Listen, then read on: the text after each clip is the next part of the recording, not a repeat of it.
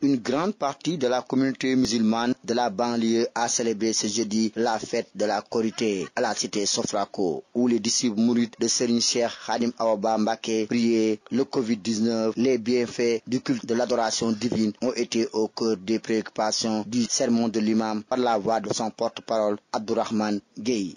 La Korité coïncide avec cette période particulière de pandémie dont nous vivons encore les conséquences néfastes qu'elle a engendrées. À cet effet, il a prié le marabout Seigne Abdou Aziz Khadim Awa Ba qu'Allah subhanahu wa ta'ala éradique à jamais le Covid-19. Sur cette même lancée, il exhorte Seigne Abdou Aziz les disciplines à la piété et à suivre, ainsi que la sunna prophétique qui, selon lui, sont les moyens les plus rapides pour faire disparaître à jamais cette pandémie. Dieu nous a donné le Ramadan pour qu'on puisse suivre ses conseils.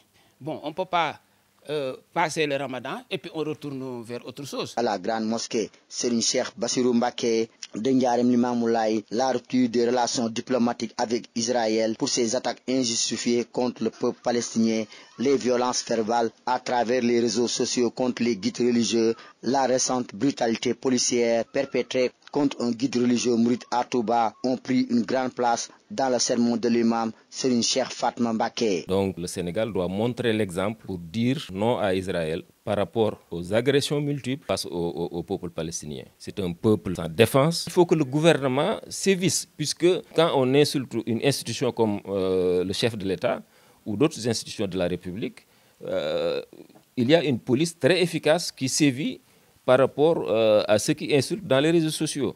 Il faut qu'on en fasse de même pour ceux qui insultent également les institutions, disons, sociales, que sont les chefs religieux. Ça me touche personnellement, puisque la personne victime est mon neveu. Les forces de l'ordre doivent respecter les citoyens sénégalais, doivent respecter leurs droits humains. Mais il faut que ces brebis galeuses dans les forces de l'ordre soient identifiés, mis devant leurs responsabilités. Ce dernier a clôturé son sermon pour un appel à la paix et à la stabilité sociale dans notre pays.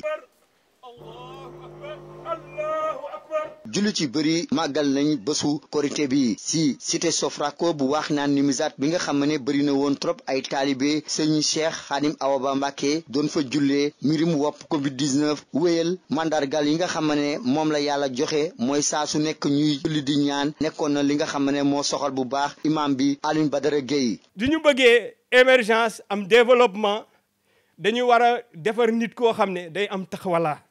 ndax bu amee taxawala mooy tax mu am mën a am comportement yi nga xam ne nit ki nga xam ne si moo mën a doxal mbir yi te du ci jalgati dara ndax lépp lu muy def rek da ciy sóoraale li nga xam ne si moom la ko diineem sant loolu la ko yàlla sant loolu la ko yonent bi sant. corona bi nga xam ne daanaka suñuy jëf ak ñàkk a ragal yàlla ak ñàkk a tënku ci santaane suñu borom yàlla natoo ñu kon buñ ragalee yàlla balaa yi danañ ci musal. juma bu mag Serigne Cheikh Bassirou Mbacké bi nekk Ndiarème Limamoulaye Serigne Cheikh Fatma Mbacké bi nga xam ne moo doon jiite julli ji jot naa wax ne Sénégal tey dafa war a dakkal relation diplomatique am ak Israël ndax fitna yu muy teg peuple palestinien waaye tamit nguur gi daal di jël matuwaayam si saaga yu ñaaw yi ñuy teg Serigne si wàllu réseaux sociaux yi ak tamit li nga xam ne moo xew Touba ci fan yi police doon bunu xatal benn sëriñ. na Sénégal dakkal ay relations diplomatiques avec Israël. dem ba mu yàgg Israël moom respecté wul dara ci engagement yi mu joxe woon ci may Palestine seen indépendance. relations diplomatiques yi gisuma njariñam. ginnaaw léegi am na ay loi yoo xam ne maye na ku nekk làqatu sa ginnaaw écran di saaga ay kilifa wala ngay saaga ay nit ndax gis nañ ne am na ñoo xam ne suñ saaga institution bii di chef de l'État dañ leen di fekk fañ nekk. kon nag buñ bàyyi di protéger institution politique yi te bàyyi institution sociale yi nga fa diine yi.